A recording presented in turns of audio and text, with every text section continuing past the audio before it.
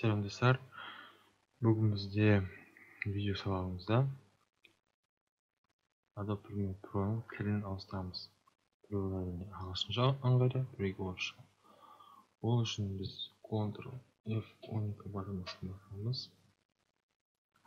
Консоль батырмасында осы үш сызықтан басамыз да Debug Database View басамыз. Алдымызда біз осындай таңдаулы меню шығады. Одан біз Application Language табамыз. Міне, өзі ақпен көрініп тұр. Егер де біз осыны орыс тілге ауыстырамыз десе, оны біз ru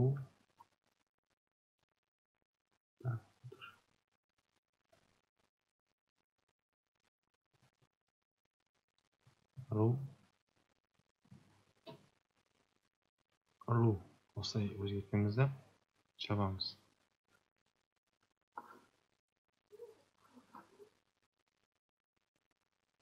Сосын